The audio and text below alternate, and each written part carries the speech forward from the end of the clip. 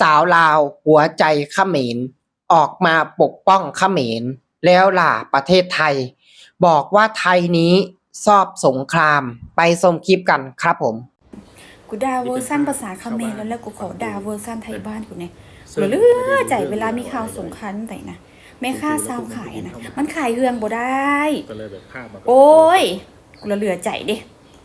พวกซุ้มไทยผีบ้าพวกไทยผีบ้าหัวหน้าการน้ำสุกผีบ้ารัฐบาลสุกผีบ้าประชาชนกับผีบ้าสุมากสงครามเนาะ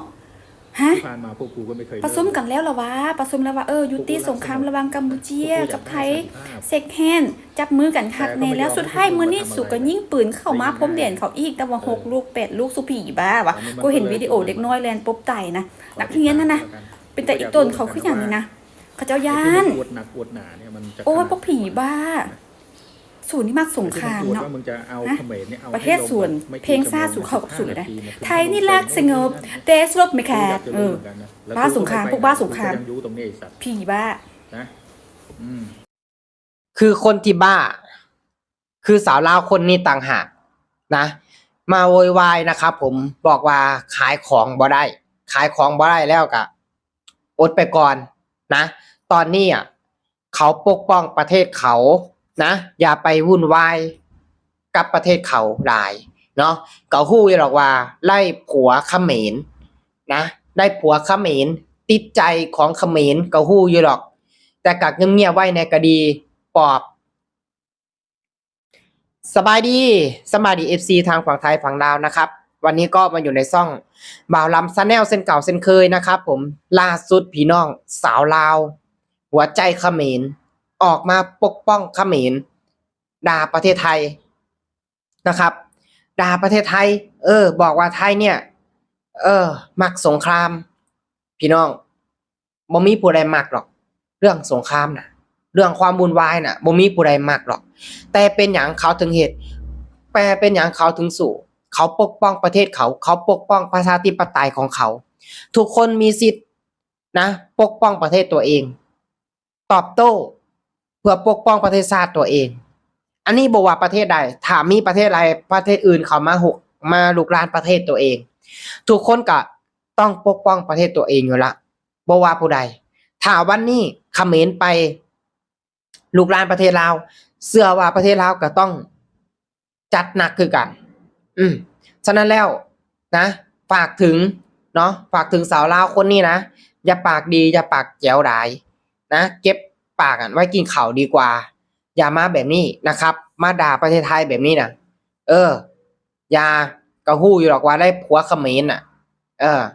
ฮู้อยู่หรอกนะฉะนั้นแล้วก็เบิ่งแต่ตาฟังแต่หูปากอยู่ซื่ออย่านะว่าขายของบ่ได้ขายบ่ได้ก็อย่าเฝ้าขายตอนนี้มันยังจำเป็นอยู่นะถ้าประเทศเขมรบ่เปิดมาใส่เขาก็บ่เปิดกับเขาก็บ่เฮ็ดแบบนี้หรอกแล้วผ่านมาหั่นเด้ตั้งแต่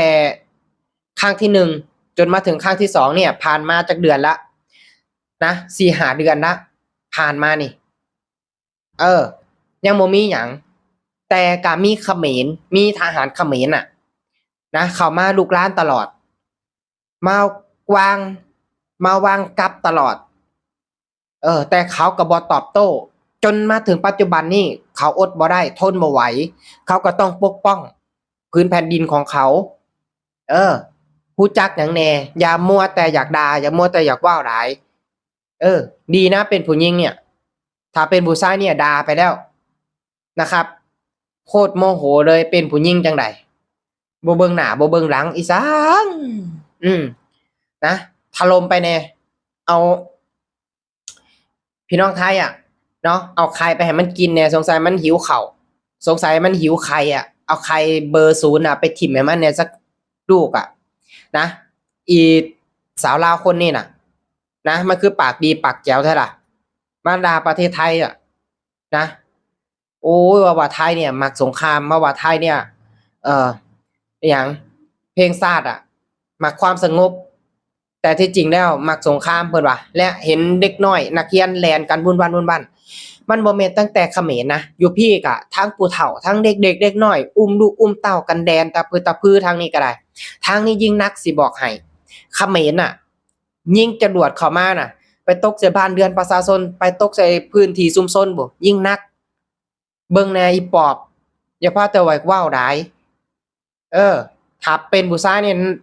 หนักกว่านี้อยู่ดอกอันนี้ยังดีเป็นผู้หญิงนี่ยังอืม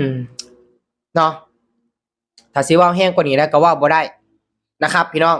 มาคอมเมนต์กันเข้ามาเบิ่งพี่น้องกับพฤติกรรมสาวลาวคนนี้นะครับเนาะได้ผัวเขมรล่ะนะครับ ได้ผัวเขมรผ่านไปเบิดเพิ่นบอกว่าเพิ่นด่าภาษาเขมรไปละบัดนี้สิด่าภาษาบ้านเพิ่นอยู่บ้านใดลืมแล้วบ่ว่าเป็นคนเขมรไปแล้วนะคนลาวน่ะเขาบ่เป็นแบบนี้หรอกสิบอกให้ไปอยู่กับเขมรก็ติดนิสัยเขมรไปนะครับนะมักด่าประเทศไทยน่ะเบิ่งแน่เบิ่งความเป็นจริงแน่มันเป็นแบบใดจังด่าดอกนะแล้วมาบอกว่าอีหยังสงสารเด็กน้อยนักเรียนคือทหารไทยน่ะเขาบ่เฮ็ดเป็นมันหรอกเขามีจรรยาบรรณพอเขาถูกฝึกมานะครับเขาถูกฝึกมาปะทะกับทหารโดยตรงเขาบ่ได้ถูกฝึกมาปะทะนะครับไปลงที่ประชาชนไปลงที่นักเรียนเด็กๆเด็กน้อยเขาบ่เฮ็ดนะเขาเอาจุดเขาเอาเน้นๆสิบอกให้เขาเอาเนื้อสิบอกให้นะเห็นผ่านมาบ่หลายครั้งหลายหนนะก็คือตัวที่แล้วเห็นบ่เขาไปยิงใส่นั่นน่ะบ่มีนะครับบ่มีแต่ครั้งหนึ่งที่โดนวัดเพราะว่าหยังน่ะเพราะว่าเขมรน่ะมันกระจอกแบบใดกระจอกที่ว่ามันเอาบ้านเรือนประชาชนน่ะเป็นที่กำบังมันเอาวัดน่ะเป็นที่กำบังของมันก็เลยโดนไปถ้าบ่เฮ็ดแบบนี้มันก็จบนะถ้าบ่เฮ็ดแบบนี้มันก็บ่จบมันก็เลยจำเป็นซะอันนี้บ่ว่าผู้ใดนะอันนี้บ่ว่าผู้ใดทุกคนถ้ามันจำเป็นแท้ๆมันก็ต้องเฮ็ดแม่นบ่แต่ว่าเนี่ยสิไปยิงใส่สิไปลั่นไกใส่โรงเรียนสิไปลั่นไกใส่บ้านเรือนประชาชนแบบคือจังเขมรเฮ็ดเห็นบ่ที่ว่ามันไปปล่อยมันไปลั่นไกใส่เซเว่นปั๊มน้ำมันบ้านเรือนประชาชนคืองวดก่อนน่ะเขาบ่เฮ็ดแบบนี้นะทหารไทยน่ะเขามีจรรยาบรรณเขาถูกฝึกมาดีเขาถูกฝึกมาดีมันบ่คือทหารเขมรนะทหารเขมรน่ะมันบ่มีจรรยาบรรณมันบ่มีสายชาติทหารมันบ่มีหัวคิดปัญญาทหารเขมรน่ะสิบอกให้เบิ่งดีๆก่อนนะบ่นำก็อยากฮู้กันว่ามันอยู่แขวงใดเนี่ยนะสาวลาวคนเนี่ยมันอยู่แขวงใดของประเทศลาวบ้านพ่อบ้านแม่เขาน่ะบ้านเกิดเมืองนอนน่ะหรือว่าเป็นคนสัญชาติเขมรแม่นบ่มีนะมีหลายอยู่นะแถวเขตภาคใต้เนี่ยระหว่างชายแดนเนี่ยนะเนาะบ่นำก็ขอฝากถึงสาวลาวคนนี้นะครับนะอยู่เฉยๆอยู่เงียบๆมันจะดีกว่าเนาะเดี๋ยวตัวเองจะช่วยไปนำนะครับผมจังใดก็ขอขอบคุณพ่อแม่พี่น้องฝั่งไทยฝั่งดาวเด้อที่ติดตามรับชมคลิปนะครับสำหรับคลิปนี้เนาะบ่ลำก็จะขอฝากก็เพียงแค่นี้เด้อขอขอบคุณครับ